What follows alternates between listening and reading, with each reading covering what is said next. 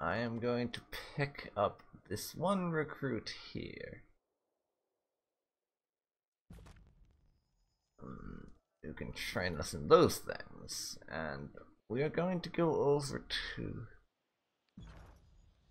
Fendrian's well here.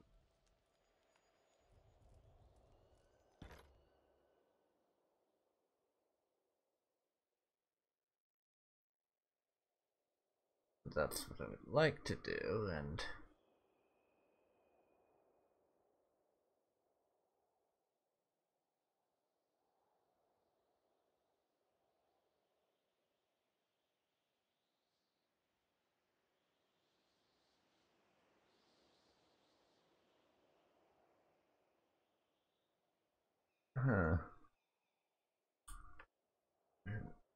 find the remaining spires.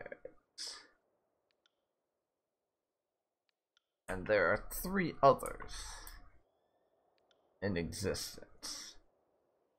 I only know about the exact location of 1 more spire.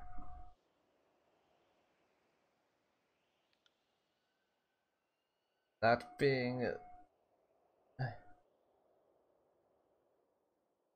the one in Lithian's Crossing, which we can't get to as of yet.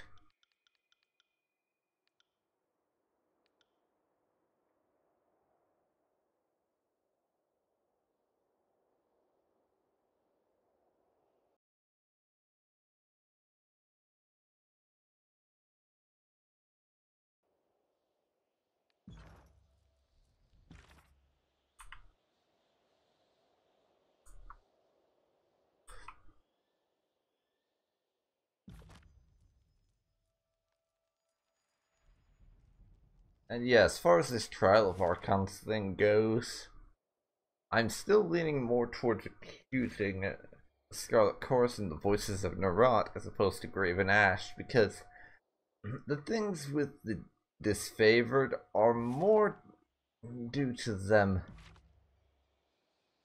either trying to retrieve soldiers for some reason or other, or because their enemies were a bit more skilled than they'd been anticipating. Whereas the Voices of Narot, the one piece of evidence we have, is that they were feeding the stalwart defenders disfavored battle plans, and that could be considered treason. And I don't know. Maybe it's just me, but I tend to think treason is a lot worse than having someone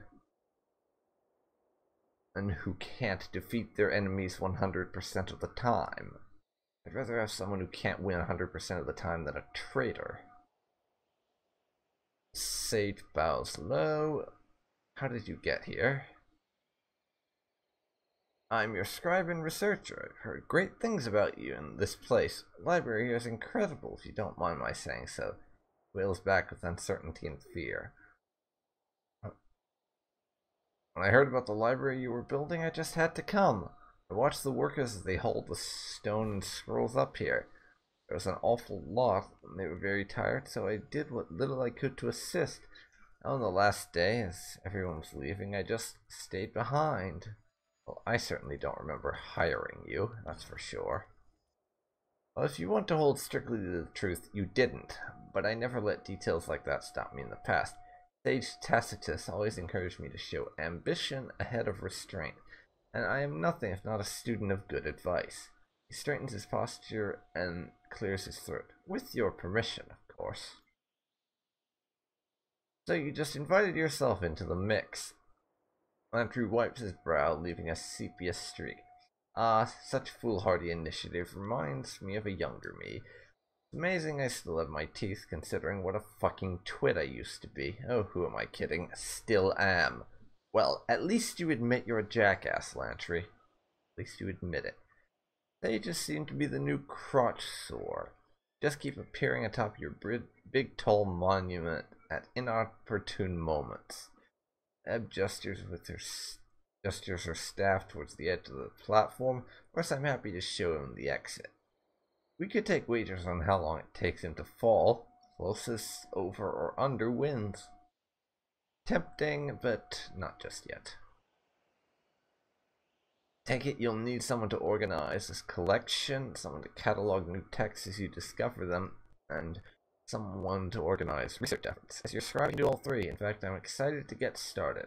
Already started looking through your collection, and he cuts himself off at size.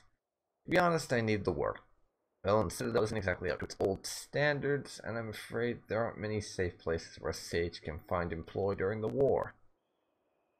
First, I want to know what you can research for me. Any number of topics. Magic, alchemy, history of the world. You have an impressive collection. Not as large as the Citadel, perhaps, but no sense crying over burnt parchment. I started compiling a list of possible research topics. Let me just show you.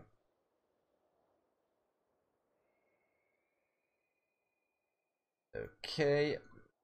Stay and make yourself useful for now, and maybe I won't pitch you over the edge. How's that sound?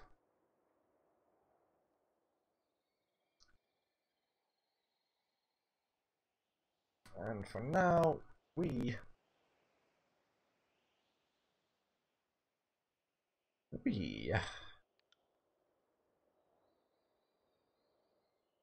are going to head over to Sentinel Stand.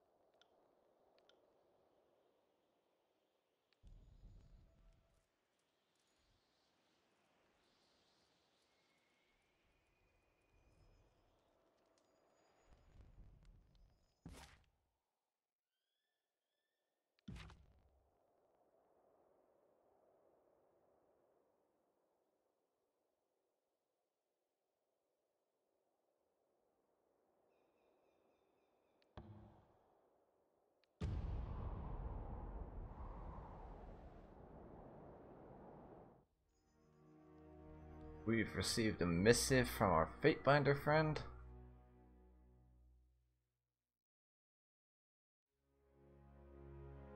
What's he got to say? Dear Tiberius, your summation is most fascinating. Thank you for sharing. You're certainly not the first to proclaim an edict. Many of us have been used to complete the casting over the Overlord's magic, and you certainly aren't the first to break an edict. Oh, that list of names is smaller, or more exclusive list. It's curious, though. Living and recorded memory makes no mention of someone who proclaimed and shattered the same edict. In that regard, you are an anomaly. The bad news is, the Archons know this, and will be suspicious of the distinction. Along with this parchment, I've included the contact information of the Honorable Fatebinder Mythios, an old peer of mine, and perhaps the most knowledgeable in the court on matters not taught to us by Tunon. Treat her with respect, and she will not betray your confidence. Best of luck, Tiberius. I think things are about to get even stranger for you. Fatebinder Regalis.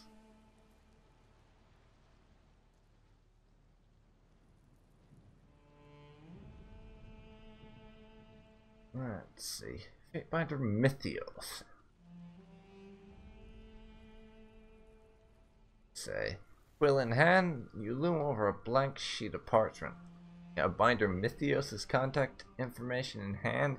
Contemplate your opening words. Introduce yourself and send payment. Is an let's see. Brash introduction. No. Polite introduction. I write to you at the urging of my peer and tutor Fatebinder Regalis. He has found himself bereft of answers, a rare condition for him, and suggested you may be the only source of the answers I seek. You will pardon the imposition. It would mean a great deal to learn what you know of Kairos' edicts and the magics of the spires. Mountain Spire of the Tears has awoken to my presence, an event that occurred moments after I resolved an edict of Kairos. Now it's critical that I learn just what has happened to me and what it all means. Thank you in advance for your consideration and wisdom. Now, that's nice and polite and everything, but the world we live in, the world Tiberius is a part of, is not nice and polite. Power and information are not free. Fatebinder Mythios. I am Fatebinder Tiberius, and I'm currently serving in the tiers. I recently broke an Edict of Kairos, and in roughly the same breath, awoke the latent energies in the mountain spire of the tiers.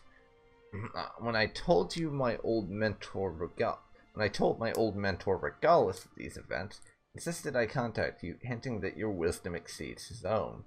That's true. I'd be a fool not to heed the advice of someone more worldly than even Regalis. But I know knowledge is power and power isn't free. I have included a hand of rings as tuition and tribute. Paltry offering for a respected teacher, but it is a sizable sum to me. Thank you for your consideration. I eagerly await your reply. Fatebinder Tiberius.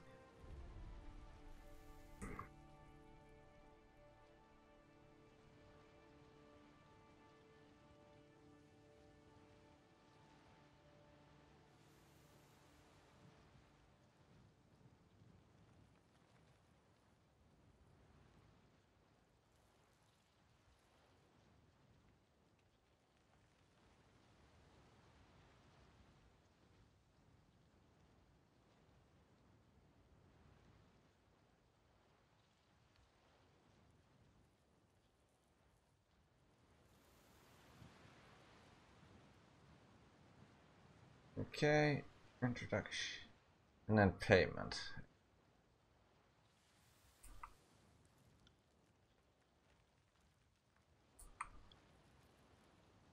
And that's a day remaining. That.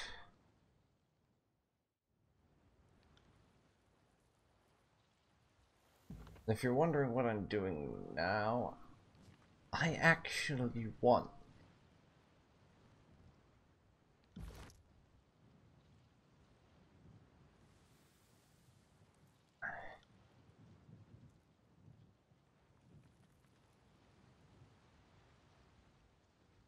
And to give that missive time to arrive, so I'm going to do some random traveling. I would like to see what it says before we proceed. So that's what's going on right now.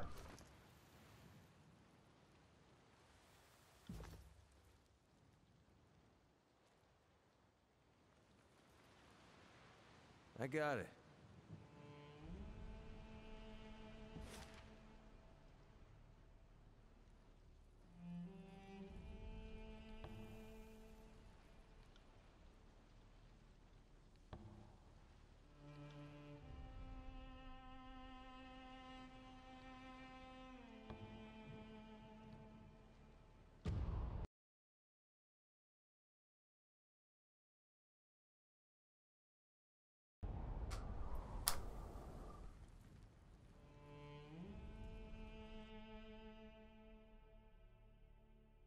And we have a message.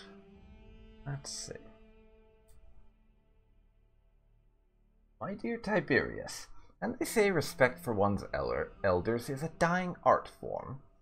I thank you kindly for the offering, as I've had accounts to settle and grandchildren to spoil, and keeping a low profile isn't very profitable. I've enclosed something for you in return. I do so hate to let parchment collect dust, and I figure a younger mind could make use of the scrolls haunting my cabinets. I'm now the oldest of the court's children, and I've seen much in my time, probably for the best. Everyone assumes I'm old, harmless, and worth shuffling away in the archives. If I were scrutinized too closely, I'm sure Tunon would find I've grown lax in my spoiled old age. Part of why I am where I am is that I've kept my head down. You appear to be doing the opposite. In some regards, this is beyond your control. You were chosen for the honor of proclaiming Kairos' edicts. Twice. To decline would have meant death, but to accept means to be placed on the stage for all to see. Kairos' most powerful weapon is not the edict. It's her ability to hand us rope that we willingly use to hang ourselves. Never forget this. There are numerous questions nestled in your request. What is it you wish to know most? Focus your inquiry, and I will answer as best I can. Fatebinder Myothis. And we have two questions we can ask. The edicts and their nature. Or spires. Let's see. Thank you for hearing me out. I have more questions than I have ink, but let's start with a discussion of Kairos' edicts. I've lived under, proclaimed, and resolved edicts, which makes me far more knowledgeable than the layperson on the subject, and yet I still know so little. Or spires. Dear Mythios, it seems wise to know one's own domain, and seeing as I'm now the master of the mountain spire, I ought to learn all I can. If you would share with me what you know of the spires, I would be in your debt. Start with what I know and have observed so far.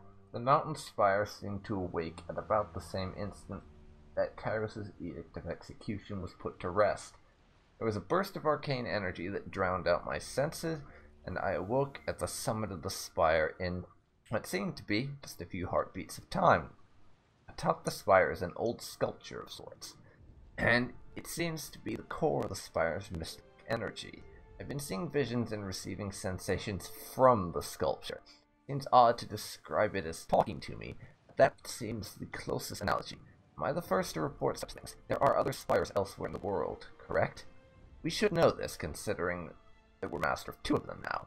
And I am going to speak on the subject of the spires as opposed to the edicts, because Tiberius, right now the spires seem like the more pressing thing to be discussing.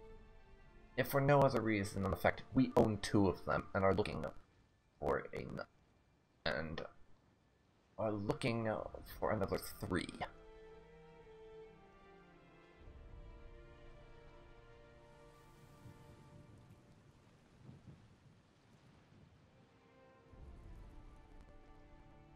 Looking for another three, so we should really know about the things that we're dealing with. And even though I'm doing what's basically traveling from point A to point B for no apparent reason, you can basically imagine this as simulated by Tiberius sitting around and waiting for a reply from the messenger, because that is basically what we're doing. Even though in game terms I am traveling from one place to another on the world map over and over again.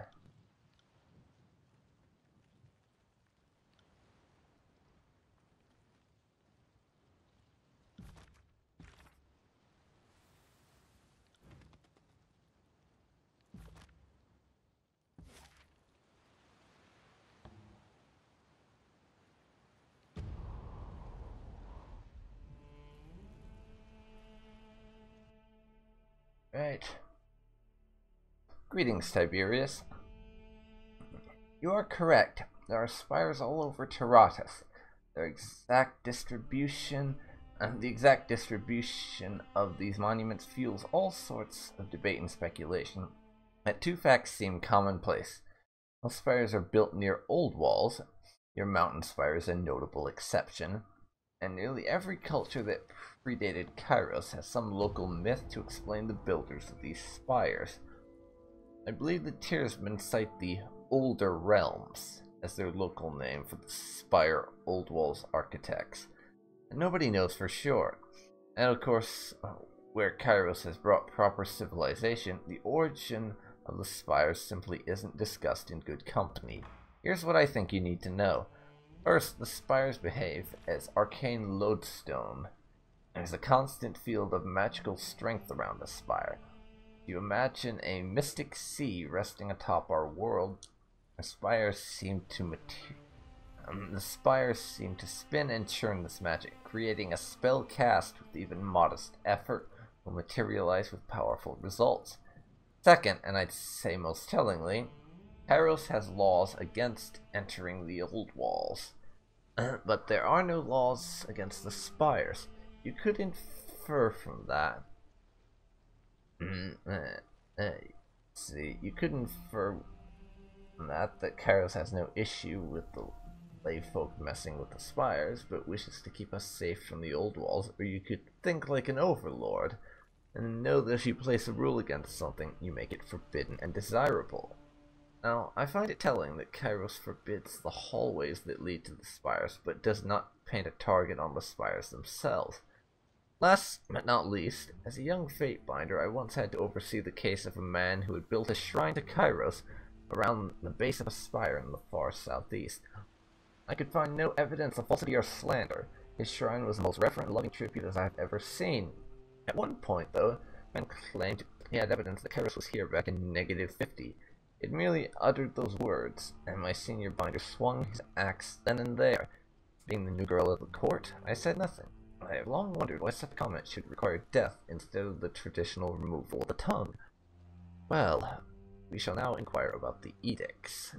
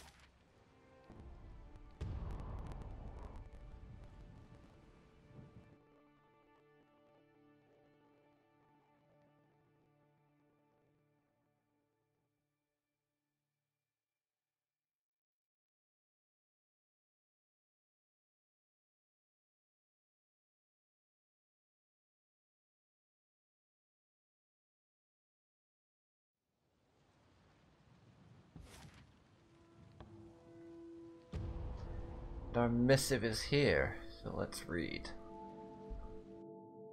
Salutations, Tiberius. Difficult to separate fact from superstition when it comes to edicts. It seems only Kairos knows how it all works. The rest of us are left to live in fear and ponder it all. Kairos' edicts are sort of magic above and beyond even the Archons. I dare say the edicts are stronger than Kairos. As there is no evidence, Kairos can willingly stop an edict once set into motion, which is, in part, why Kairos' edicts seem to have an until or unless clause in their wording. I know the edict, powerful as it is, requires a human voice to complete the casting, as the Overlord has people like you proclaim edicts cast far from the Imperial throne. Magic is Kairos' magic. The human voice is the final carrier or trigger to complete the magic phenomenon. And here's what's most fascinating, at least as far as you're concerned. There have been dozens of mortal agents who've been made to proclaim edicts. 2/3 of them die within a decade, and many gave reports of lingering mystic scars from the ordeal. And there have also been a handful to resolve or break an edict. These until or unless clauses get fulfilled from time to time, and we see a similar pattern in history. Those who resolve an edict often live short lives, and many speak of arcane side effects of the shattered edicts. Here's where you are unique. To the best of my fact-finding, you are the first to proclaim and break the exact same edict. Whatever mystical power is involved in the creation and destruction of such magics, you are the first to stand at the terminus of both. Now, I know that spires can be awoken. It makes sense that if anything can or would wake them from slumber, a shattered edict seems the most likely culprit. Karos has other edicts in place throughout the tiers, and if you really wish to learn more, perhaps you should take it upon yourself to shatter those edicts. After all, if Karos did not wish for the edicts to be broken, why include a termination clause? And we will seek her advice. Dear Miss Myothis, I appreciate the information. Thank you for sharing. Knowing what you do of my situation, what would you do? And now we are done waiting for replies, as we've been doing. The rest of this can just sort of come naturally as we go through this. Just wait and see what happens. That's fine.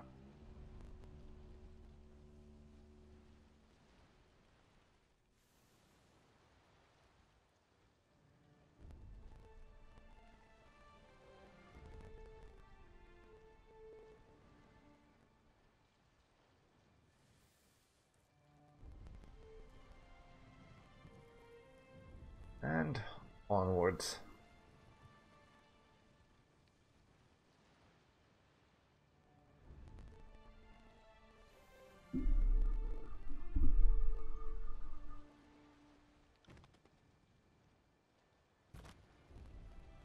On it.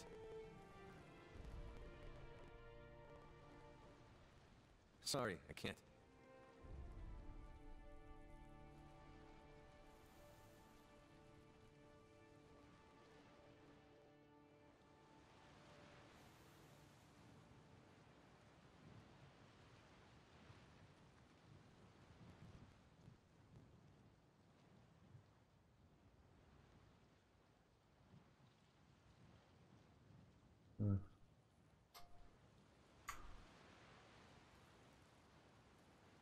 What's this?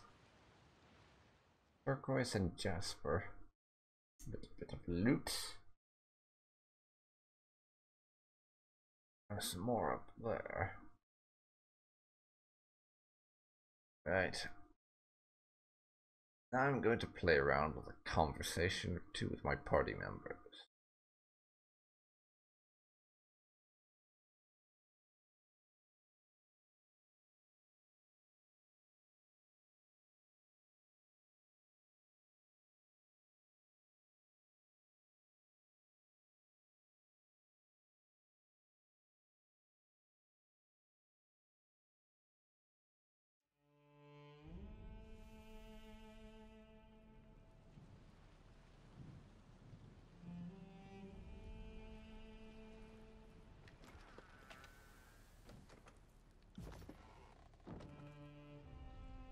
Well, it's honestly a surprise to me as well.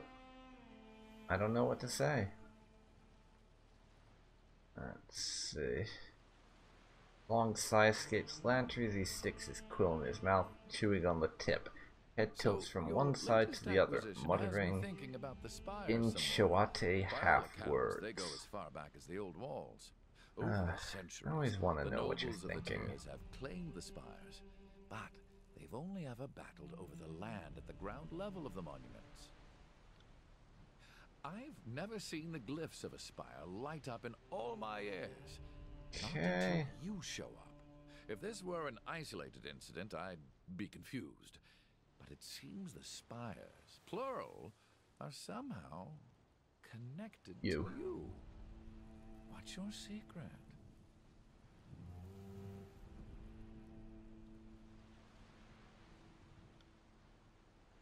Let's see. Is this your true skein? Did you always want to be a sage? I cannot imagine doing anything different. I suppose in my younger days, I yearned for battle and glory like most boys I knew. Having now seen how short a soldier's life can be, I look back on that old calling, that old mindset, and laugh. Were you born Lantry, or did you take that name after joining? Sages take a new name when they join the school, but for me, the transition was difficult at first. I am nothing if not. I stuck to my old commoner name, and then just never got around to picking some highfalutin name like Sage Apophysis or Sage Dangling Participle. What? Seriously? There are sages called that. I don't believe you. But anyways, what's your story? Someday, someone half your age will ask you to sum up your life and you'll realize what an odious request that is. Well, where to start? I grew up in Sunder. I was born right after independence from the realm of Stalwart. So yeah, do the math and you'll realize I'm old. My parents were harbor hands, my mother never returned from a voyage, and my father lost his hand to infection and decided to sell me to the School of Ink and Quills. Let's see. In a treaty that ended with the firm stipulation that Sunder chose to leave, and that Stalwart did not lose the Civil War, the free city of Sunder marks 347 TR as its year of independence. So Lantry's 84 apparently.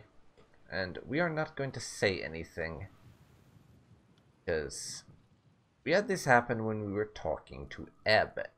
Most people do not want pity, or even understanding, so we won't give it to them.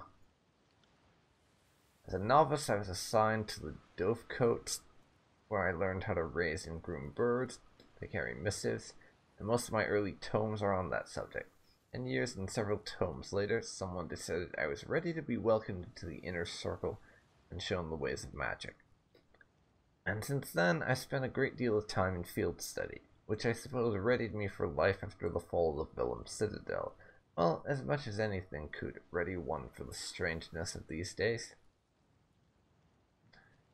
You mentioned raising birds earlier. Think you'll ever go back to doing that? At some point, yes. Birds are needed to keep the missives moving through the tiers. I set all my best birds to flight before the edict.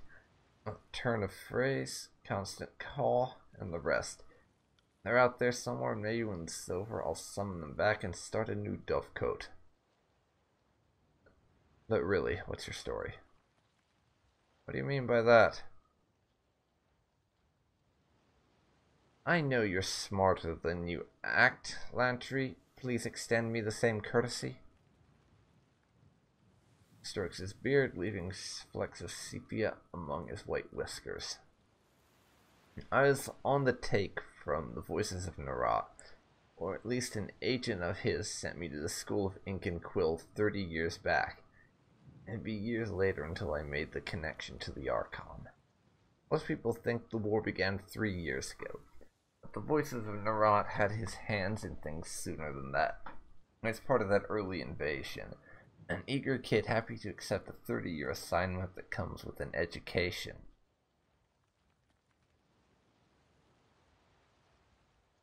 What else aren't you telling me? Well, when you proclaimed the Edict of Stone, I took a bit of interest in you. In truth, I am deeply curious about any who have lived as vessels to Kairos' most supreme magic. I heard you were proclaiming a second edict. I had to find a way for us to meet. And tied up in a prisoner camp was not the intended plan. So, you advocating for surrender to Kairos is the end of your long plan, eh? Yes and no. When I first left, I was happy to just be getting educated by the sages on someone else's rings, and my orders were simply to listen and report. As the time drew near, my commands were to win them over, a little at a time, to the notion of surrender. But I failed. The elders grew defiant and the militant minds won out. These are tearsmen, after all. I didn't deliver the surrender, and it took the Overlord's edict to end what I was sent to do. Well, I'm not Tiberius is not happy that Lantry lied to him about this, but it's not enough of a lie for us to make a big deal about it. Thank you for telling me. Now, no more secrets. Understood? I will endeavor to earn your trust as best I can. Sorry to have given you reason for doubt. We'll talk about something else then. Your feelings about Kairos, please? How can I not help but find him to be the most captivating person alive? The man has bent empires, claimed continents. Where he goes, history follows. I won't deny he has killed millions, at least. I contend more would have died in petty wars across Taradas in the void of Kairos. I've seen what tiny despots, merchant cabals,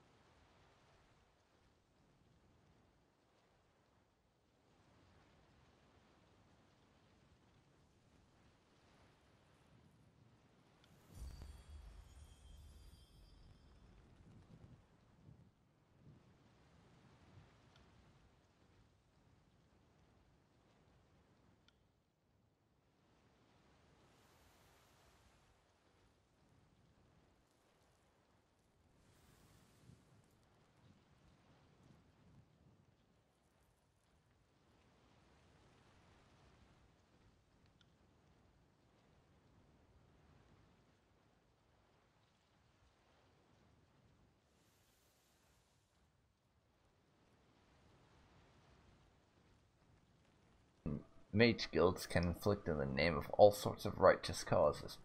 I will take the rule of Kairos over the tyranny of every idiot on Taratus. And that's very interesting. Everyone seems to be under the impression that Kairos is a man, except for our Fatebinder contact, who has said pretty certainly that Kairos is a woman.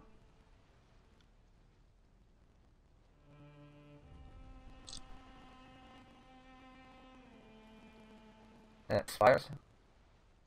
History used to say the older realms built the spires. These days you'll hear children repeating that Kairos built them. Guess that's the new history. There are spires all over Taratus, don't really count. Maybe 40 or so. 5 of them are the tiers, and generally the spires follow the old walls, often occurring at junctions in the old masonry. The mountain spire is a notable exception. The other spires in the tiers connect to the old walls, but the mountain spire is just freestanding, sore thumb in the middle of the tiers. Any ideas to their purpose? Lightning rod, perch from which to survey the lands below, signposts for a society of folks that flew like birds. On this matter, I have only conjecture and flight of fancy. The best hypothesis I've heard is they were all built at the site of major settlements now long gone. Maybe their haphazard placement is a hint about how the old might have looked. Well, it's as good an idea as any, I have to say, but about why magic works better near them? Mages liken the phenomenon to heat radiating from a candle. The air is just thicker with magic the closer you get to the spire. It can be deadly trying to work spells close to a spire if you aren't wise to the effect. I'd be famous if I could tell you why this happened. I always assumed they are the magical equivalent of river sources. It's just water endlessly flows from certain special sites, so too are there places where magic pours endlessly from a natural source. Okay. The structure on top of the mountain spire? Know any sculptures with superhuman strength and the power to fly? If not, I'm out of ideas. Structurally speaking, it looks vague, and I do mean vaguely, similar to the sculptures in the old Academy of Tides. But if that were the case, I think we'd know more. And Eb's piping up now. I also noticed the resemblance, but I can assure you it was built by an old tidecaster. It was the best kept secret in a school that prided itself on showmanship and boasting about your exploits. The symbols on the structure certainly look like they could be related to the symbols found on the old walls. So I'm all but certain that structure was built by the same craftsman that built the spire. You have something which requires my attention? What can I do for you?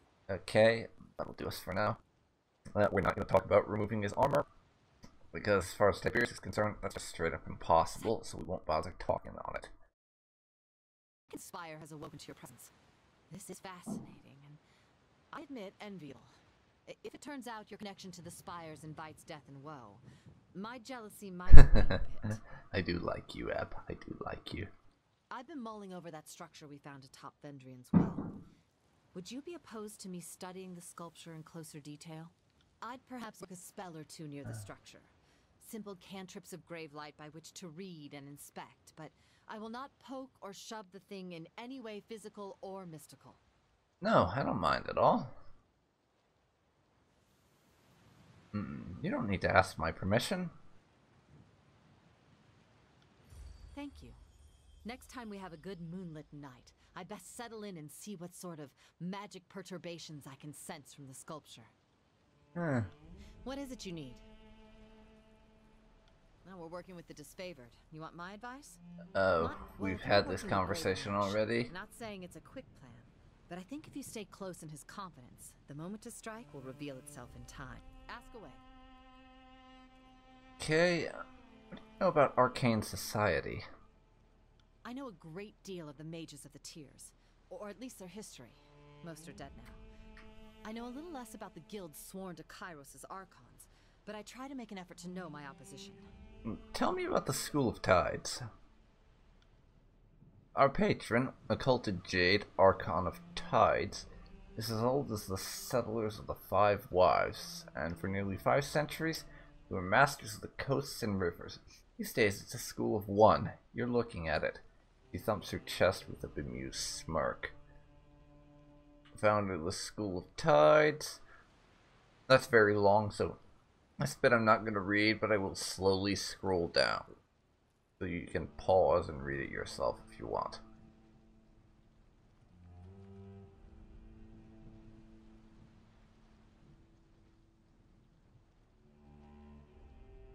Okay. What was the school like before the war? There was a time when the Tidecasters were the most powerful guild of the tiers. The Kingdom of Haven accepted us as defenders of the sea trade, and the noble houses gave us peace and quiet in exchange for teaching their sons and daughters music, writing, and navigation. Though the other schools coveted our knowledge, they feared our wrath. Between our destructive magic and our Archon patron, others knew that attacking us meant suicide. Old as the 5 wives, you say? By all accounts, occulted Jade was among the initial settlers that made landfall in the tiers before Kairos first cast an edict. Though she's a bit old and stooped, she looked amazing for nearly 500. How did the school fall? The Archon Cairn issued a challenge and Masters Volvax, Hagrivar, and Camberil leapt at the chance. I told them it was a hopeless clash. I think they were ready to die. As the youngest Tidecaster still in the tiers, I exercised the better part of valor and went into hiding. Then my sense of shame kicked in, and, well, that's about the time I fell in with the Vendrian Guard. But your Archon, why did your Archon not fight in the war? About a year or so before the troops arrived in the Bastard tier, occulted Jade proclaimed the age of the tiers was over. Said she'd depart southwest into unknown, unending ocean rather than face Kairos. Most of my guildmates went along, choosing to risk the endless high seas rather than risk battle. A few of us, the militants, as our peaceful brethren dubbed us, chose to stand and fight. To my knowledge, I am the last of those who decided to stay and fight. Well, tell me about the School of Quill and Ink. Behind the Tidecasters, the sages of the school are the second oldest arcane institution in the tiers. We go way back a ways. There's a lot of bad blood. If I'm being objective, the sages claim to be scholars interested in collecting, archiving, and preserving lore from and for all humanity. Quite keen to gather lore, but in no sense do they seek to share it with their tiersmen. Many of our secrets have been pilfered by the sages' spies over the century. We're not alone. Sages have the secrets of many other guilds. Their generations of theft have made them versatile and dangerous. Well, I'm just glad you're capable of being objective about it with Lantry standing right here.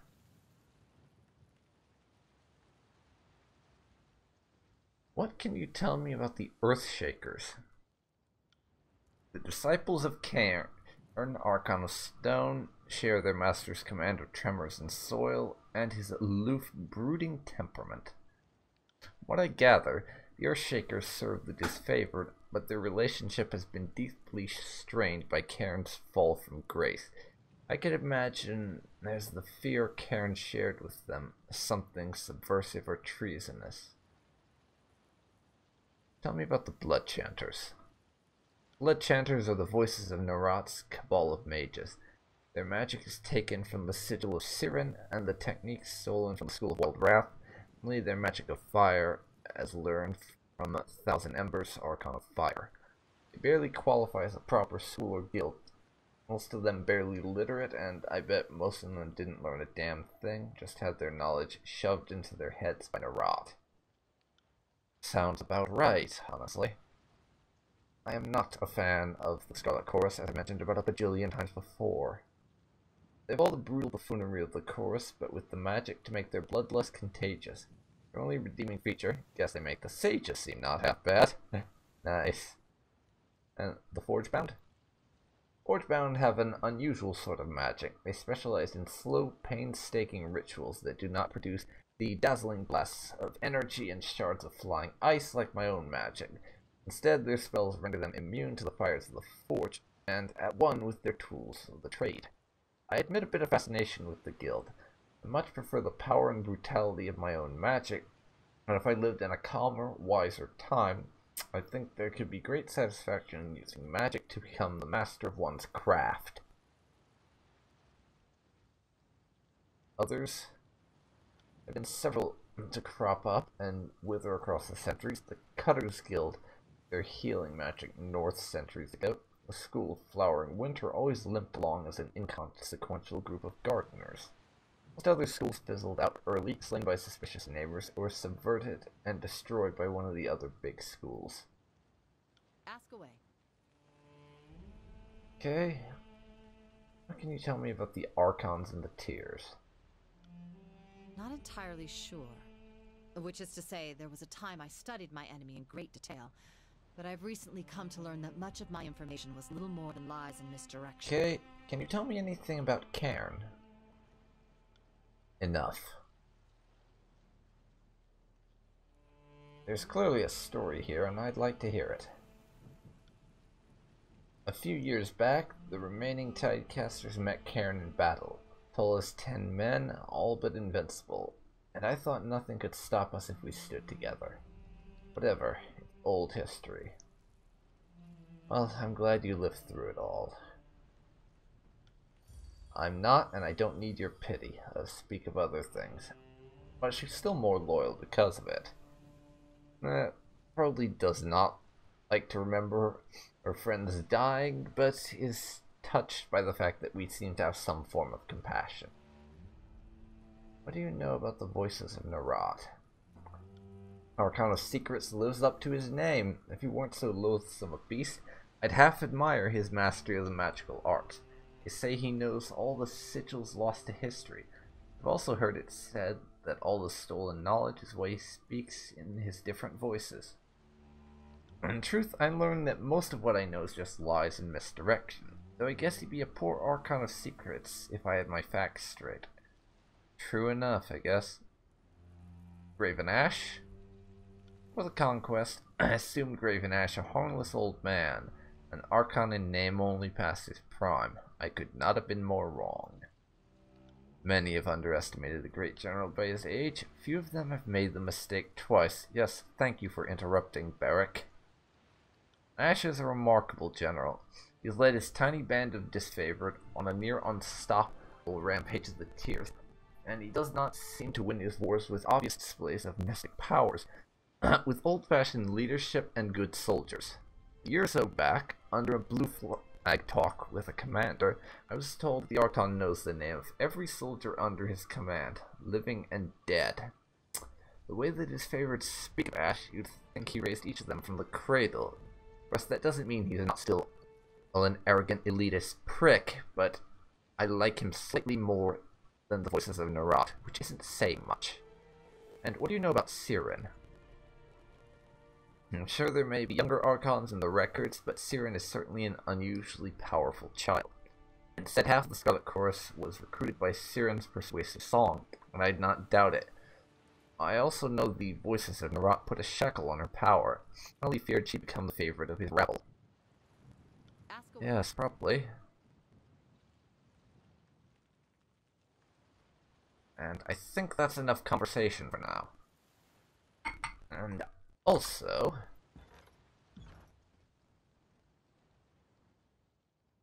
we are not going to save here, and I'm going to call it.